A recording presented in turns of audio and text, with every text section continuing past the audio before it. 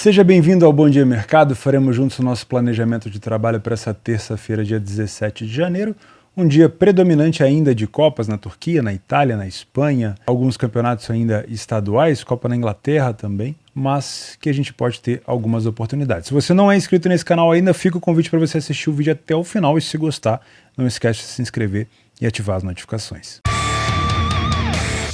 Às 2h30 da tarde, na Copa da Turquia, nós temos o Galatasaray contra o Alanyaspor, dois times de primeira divisão, então dá para a gente utilizar aqui o PDF de apoio também para averiguar um pouco de como vem sendo o desempenho dessas duas equipes no campeonato. Não é o mesmo campeonato, então o primeiro alerta para você é verificar a escalação, né? A gente tem algumas incidências de equipes grandes que não colocam times titulares até determinada fase, principalmente se tratando aqui de oitavas de final. Na minha opinião, já é uma fase interessante para se usar titular, mas a gente não pode cravar que o Galatasaray vai dar um peso extremamente importante para essa Copa ou não. Então, a gente tem uma odd de favorito do Galatasaray. O Galatasaray fora de casa realmente é um time que vem desempenhando muito bem no campeonato. Tem algumas dificuldades, principalmente no primeiro tempo, mas verifica a escalação primeiro. A escalação sai ali em média 2 horas, 1h30 antes do jogo, e você já consegue ter uma prévia com algumas notícias no Twitter, em alguns jornais aí da Turquia. Não deve ser muito difícil encontrar esse tipo de informação, tá? A gente não tem classificação então, porque é um jogo de Copa, mas se a gente pegar os últimos jogos entre eles, não tem sido vida fácil para o Galatasaray, tá? O Alanyaspor é um time bem chato. Utilizando aqui o PDF de apoio, que facilita bastante a nossa vida, lembrando que é um PDF de apoio que usa estatísticas da Liga da Turquia, da Superliga. Em 56% das vezes ele saiu na frente do placar. O Galatasaray tem 7 vitórias em 10 jogos e saiu na frente em 60%. Não é uma discrepância tão grande, então cravar aqui e vir com uma expectativa de que alguém vai abrir o placar é muito relativo. Os ataques são bem parecidos, as defesas já são um pouquinho diferentes. O Galatasaray consegue segurar um pouco mais. Aonde eu vejo uma dificuldade no Galatasaray? No primeiro tempo. Apesar de ser uma equipe que marca mais gols do que sofre, não é uma equipe que mantém uma constância na vitória, tá? Perde pouco, sim, porque toma poucos gols, mas não consegue ter uma constância tão grande na vitória, acaba empatando muito. O time do Alanyaspor já consegue um número de vitórias um pouco maior, mantém também uma derrota bem baixa, marca mais gols do que o próprio Galatasaray e sofre a mesma quantidade, por isso eu acho um primeiro tempo muito parelho para se acreditar cegamente no Galatasaray. O segundo tempo do Galatasaray ele é extremamente superior ao próprio primeiro tempo do Galatasaray, tá? Aqui a gente tem nenhuma derrota, 70% de vitória, ou seja, dobra-se o número de vitórias do Galatasaray. O número de gols marcados também aumenta consideravelmente de 6 para 14, né, dobra também, e o número de gols sofridos diminui. O time do Alanyaspor mantém quase que a mesma média, marca um pouco mais de gol, só que sofre mais também e mantém os números ali de vitória e derrota. O que a gente consegue tirar com isso? Se a gente tiver um time titular do Galatasaray, a gente consegue tirar uma possibilidade de um Galatasaray tendo mais dificuldade no primeiro tempo e talvez mais facilidade, um time mais solto no segundo tempo. Mas ainda assim me parece um jogo com alguma característica de gols, né? O problema aqui é que é jogo de Copa, então a gente não sabe se o time que vai abrir o placar vai se soltar ou não, mas o time do Alanyaspor conseguiria provavelmente ferir o Galatasaray aqui com essa quantidade de gols marcados. Eu viria para o primeiro tempo sem viés, ou seja, podendo trabalhar alguma correção no Galatasaray, até porque é um jogo de Copa, o Galatasaray pode não entrar tão focado, com tanta vontade, e aí talvez no segundo tempo, né, colocando alguns titulares ou entrando um pouco mais motivado, a gente consiga inverter o lado e trabalhar essa correção aqui da odd do Alanyaspor a 3,60, dependendo de onde ela estiver. Tá? Acho que é um cenário agradável de se trabalhar. É claro que trabalhar contra o Galatasaray nunca vai ser confortável, mas dentro da leitura eu acho que você consegue alguma coisa. Às 16h45, no Campeonato da Bélgica, nós temos o Standard Liège, que é bem mais conhecido, contra o KV Mechelen, eu não sei se fala assim, Mechelen, que é aqui o 13º colocado da Bélgica contra o 6º colocado do Standard Liège. Tá? Como mandante, o Standard Liège tem 5 vitórias em 10 jogos, sofreu 11 gols, marcou 20. Como visitante, vocês não estão vendo aí, porque o Mechelen é o pior visitante da competição, com apenas 7 gols marcados, é o pior ataque fora de casa, e 17 gols sofridos. Não é a equipe que mais sofre gol, mas tem um número de aproveitamento ofensivo muito ruim. Das últimas vezes que se enfrentaram, o Mechelen levou a melhor em 4 das 5. Isso me assusta, tá? Porque a gente tem aqui uma incidência de que o Mechelen nem tem jogado tão bem fora de casa, mas os últimos jogos entre eles, confronto direto, dos 5 jogos que eles fizeram, em 4 o Mechelen venceu, e em todas as vezes que venceu, não, pelo menos em 3 vezes, houve aqui ambas marcam, ou seja, das 4 vezes que se enfrentaram, houve ambas marcam, e uma delas foi um 2-0. Então, por mais que a gente tenha o mercado acreditando num favoritismo, e a odd é bem parecida aqui com o jogo do Galatasaray, a gente tem que tomar cuidado com o Mechelen, que por mais que seja um time, o último da tabela fora de casa, costuma estar dando trabalho para o Standard Liège. Utilizando um pouco do PDF de apoio, a gente consegue ver uma discrepância, né? Mais vitórias do Liège. Primeiro a marcar também é o dobro em relação ao Mechelen.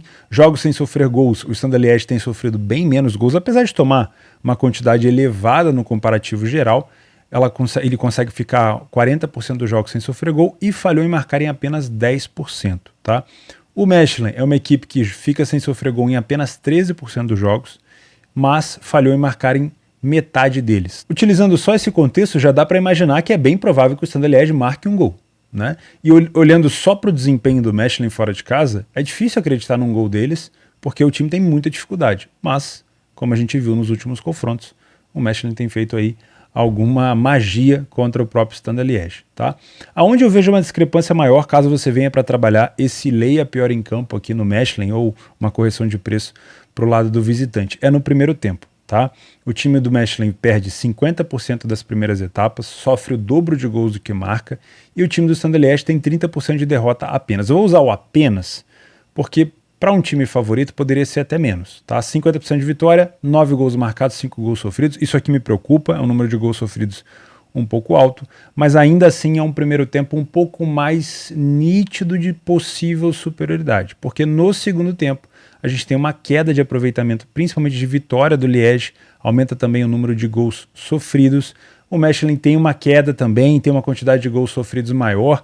Dá até para imaginar que o segundo tempo vai ser mais pautado, pode ser mais pautado para gols, aqui até dos dois lados, mas no primeiro tempo eu consigo ver um pouco dessa discrepância. Não é um campeonato que eu trabalho tão ativamente assim, mas em dias mais brandos como esse, eu acho que a gente pode dar alguma oportunidade, pelo menos de tentar buscar algo. Então, primeiro tempo, leitura para tentar buscar lei ao Mechelen, lembrando que o Mechelen tem uma pequena paternidade nesses últimos jogos, né? Mesmo jogando fora de casa. Então, acho que o Standard Liège pode empatar ou vencer esse jogo, mas toma bastante cuidado nos momentos onde você vai se expor. Ainda na Bélgica, também às 16h45, então aqui você já tem um problema de 2 jogos ao mesmo tempo. Se você não gosta de trabalhar aí, você pode escolher um deles ou colocar os dois ao lado para ver quem está dando mais oportunidade.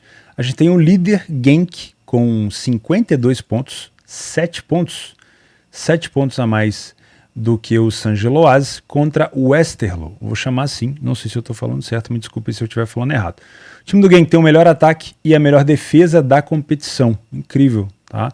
Mas como visitante é o segundo melhor visitante, não é o primeiro. O Westerlo, como mandante, é o 8º e na classificação geral é o 7º. Como mandante tem 5 vitórias em 10 jogos, perdeu apenas 3 partidas. A gente tem um claro favorito para o mercado, não é um extremo, mas é claro favorito. E a gente tem uma incidência, até uma tendência de vir trabalhar contra o não favorito. Porém, vou te mostrar aqui alguns problemas. Utilizando o PDF de apoio para aprofundar um pouco mais, a gente consegue ver que tanto o Westerlo, que é o mandante, como o Genk, que é o visitante, tem números muito parecidos em relação a sair na frente do placar. As duas equipes ficaram sem sofrer gols quase que na mesma quantidade de jogos e as duas equipes falham pouquíssimo em marcar. Então são duas equipes com uma tendência muito forte de ambas marcam. Tá? Isso aqui já dá para quase que, não é cravar, mas é uma expectativa bem alta de que a gente pode ter um ambas marcam nesse jogo. Eu não dou dica aqui para vocês, mas eu acho que vale a pena olhar com carinho. Tá? A defesa do Westerlo é pior, mas o ataque do Westerlo é melhor dentro de casa. Tá? No comparativo, as duas equipes criam quase que a mesma quantidade e marcam quase que a mesma quantidade também de gols. Isso é bem interessante. Outro ponto de dificuldade, tanto o Westerlo quanto o Genk fazem bons primeiros tempos, marcando bastante, sofrendo pouco, poucas derrotas, bastante vitória, inclusive aonde o Genk tem vantagem nas derrotas, o Westerlo acaba tendo vantagem nas vitórias. Tá? E o segundo tempo continua mais ou menos a mesma coisa. Bastante gol marcado, só que aí eu tenho aqui uma queda de desempenho defensivo do time do Eszelo. Pode ser desconcentração defensiva, pode ser cansaço, porque ele passa a tomar mais gols. Se pudesse te dar uma, entre aspas, dica, fica de olho no poderio defensivo ou na fragilidade defensiva do Eszelo no segundo tempo, que é onde o Genk pode se aproveitar. No primeiro tempo, me parece um jogo bem parelho. Aliás, numa narrativa geral, eu vejo uma pequena vantagem do Genk na segunda etapa, mas é um jogo muito parelho, talvez até mais parelho do que o mercado está colocando, por mais que a gente tenha aqui um líder. Então muito cuidado ao vir para esse jogo só imaginando aqui que é o fato do líder que ele vai vencer, que eu acho que pode ser um jogo para gols, para ambas marcam, para o Genk possivelmente até se complicar em alguma situação, mas podendo explorar bastante as questões de fragilidade defensiva do time do Eszelo na segunda etapa. Também às 16h45 na FA Cup na Inglaterra nós temos o Wolverhampton contra o Liverpool. O Liverpool não vive boa fase, tá? Inclusive esse último jogo contra o Wolverhampton, isso aqui é um jogo da volta, né? Lá na FA Cup, quando a gente tem um empate, a gente tem um jogo da volta. Era para o Liverpool ter decidido esse jogo dentro de casa, teve falha da defesa do Liverpool, teve falha do Alisson, e o Liverpool acabou carregando esse segundo jogo para casa do Wolverhampton. E não tem nada decidido, apesar do mercado também estar confiando mais no Liverpool, a gente vem numa fase complicada do Liverpool. Então eu estou aqui para te mostrar que a situação do Liverpool não é boa, tá? E a gente pode usar também números da Premier League, porque são equipes que se enfrentam direto. Abrindo um pouco o leque, a gente consegue ver que dentro de casa, por mais que o número do Wolverhampton não seja bom, ele sai mais na frente do que o Liverpool fora, tem mais vitórias, né? Tem um ataque pior do que o do Liverpool, mas tem uma defesa um pouco melhor. Não existe discrepância no primeiro tempo e nem no segundo. E é isso que eu quero bater firme com vocês, que é o seguinte: cuidado com o peso da camisa ou dar um peso da camisa maior para o Liverpool contra o Wolverhampton, porque a fase do Liverpool não é boa. Claro, vamos analisar aqui um jogo de Copa. Você acha possível que o Liverpool recupere todos os pontos e consiga chegar no Arsenal na Premier League? Eu acho muito difícil, pelo momento das duas equipes, principalmente pelo fator fora de casa, né? O Arsenal venceu, por exemplo, no derby londrino, o Tottenham fora de casa. O Arsenal tem um dos melhores desempenhos fora de casa. O Liverpool não vem tendo esse desempenho. A gente consegue ver que o pontos por jogo do Liverpool fora de casa é menos do que um. Marca menos do que um ponto por jogo. Então, imaginar que o Liverpool vai ter uma arrancada na Premier League é muito difícil. Agora, será que ele vai levar a sério as Copas? Na temporada passada, se eu não me engano, ele levou 2. Né? Não, chegou na final da Champions, não venceu. Pau a pau com o City, não venceu a Premier League, mas conseguiu vencer, se eu não estou enganado, 2 Copas na Inglaterra. Então, pode ser um foco. Pode ter sido apenas uma desconcentração no primeiro jogo contra o Wolverhampton, agora no jogo da volta o Liverpool pode corrigir ali os problemas defensivos. Então, vir trabalhar contra o Wolverhampton não é um erro, e foi exatamente isso que eu separei aqui, um lei para a equipe em campo do Wolves. Mas eu quero frações de superioridade clara do Liverpool. Não posso me abraçar numa posição contra o Wolverhampton sabendo que o Liverpool está tão desconcentrado. E aí um erro vai puxando o outro, uma cagada puxa a outra, né? A gente tem falha no primeiro jogo, então você tem isso já um pouco mais sobrecarregado no emocional dos jogadores. Daqui a pouco a gente tem uma nova falha no segundo jogo, como é que o Liverpool vai se comportar, sai atrás do placar, como é que vai buscar. Então tudo isso você vai percebendo ao longo da leitura. O Wolverhampton vai contar com o apoio da torcida em casa, então dá sim para você explorar algumas coisas contra o Wolves, mas janelas de superioridade, atrelado a bastante leitura de jogo, esquece um pouco essa coisa da camisa do Liverpool, abre o jogo, assiste, eu acho que a gente pode encontrar alguma coisa por aqui. Mas dentro dessas estatísticas de primeiro tempo e segundo tempo, do que vem apresentando as equipes, por mais que isso aqui seja relacionado à Premier, o Liverpool realmente demonstra que está com bastante dificuldade. Onde o Liverpool costuma levar bons perigos, se eu não me engano o Van Dijk agora está machucado, né? Era na bola aérea, vamos ver se isso vai se repetir. O Wolverhampton é um time que tem se mostrado também muito forte em jogadas de velocidade para contra-ataque.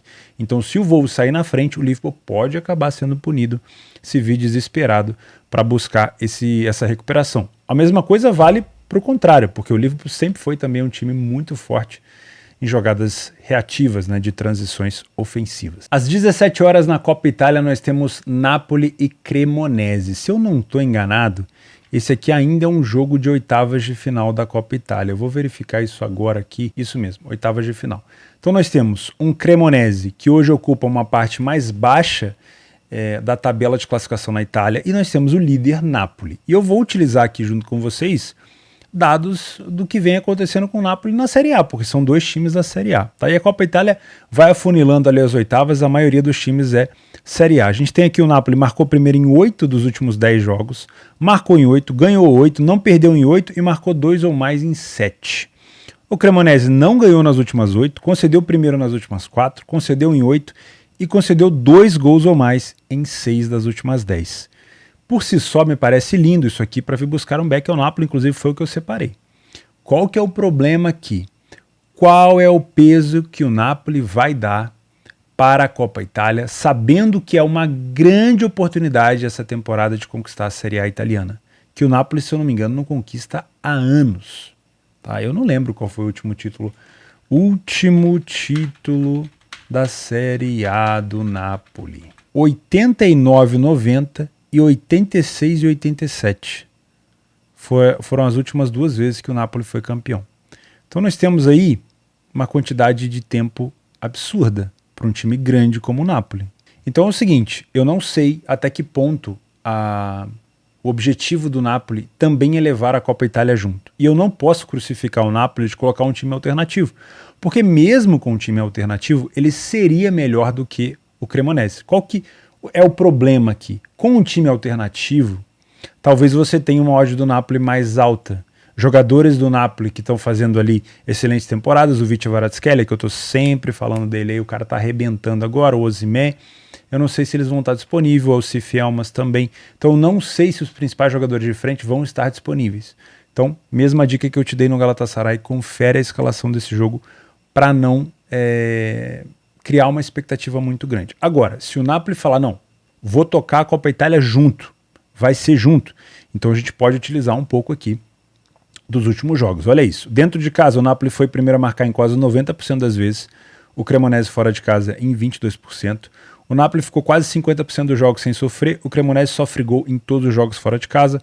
O Napoli não deixou de marcar em nenhum jogo em casa, marcou em todos, e o Cremonese falhou em 33%. O ataque é brutal, tá? É o triplo praticamente dos gols marcados pelo Cremonese, e a defesa do Napoli é muito, muito boa, tá?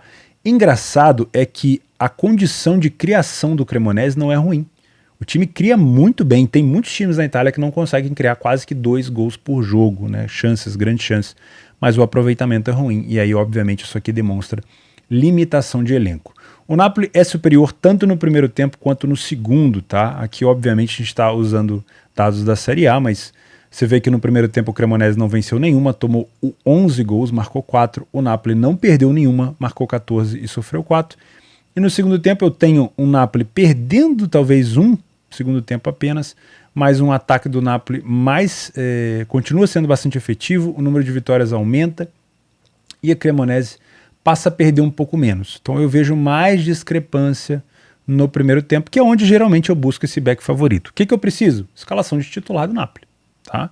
Ou pelo menos a maioria, a base, né, para poder ter um pouco mais de confiança e sempre atrelado à leitura, porque a partir do momento que a gente tem várias mudanças de peça, a odd do Napoli já tende a subir, aí você tem que trabalhar com uma esfera diferente. Você que é Panther vai ter que talvez precificar novamente isso daqui, e você que é um trader tem que tomar um pouco de cuidado que tipo de cotação você vai trabalhar, às vezes não trabalhar a favor do Napoli ou trabalhar contra o Cremonese seja mais interessante. Se for titular, dá até para trabalhar alguma coisa no HT, então isso aí a gente só vai perceber ao longo da partida. E para a gente finalizar, nós temos aqui os jogos extras, que é aquela possibilidade de você inserir dentro da tua grade, né? Que eu estou pegando aqui a Copa do Rei, que é uma competição um pouco mais distante no meu trabalho, por mais que sejam equipes ainda que a gente costuma trabalhar na Espanha, e também os campeonatos estaduais, porque a gente não sabe se as equipes vão continuar colocando o time titular. O Fluminense colocou o titular contra o Resende,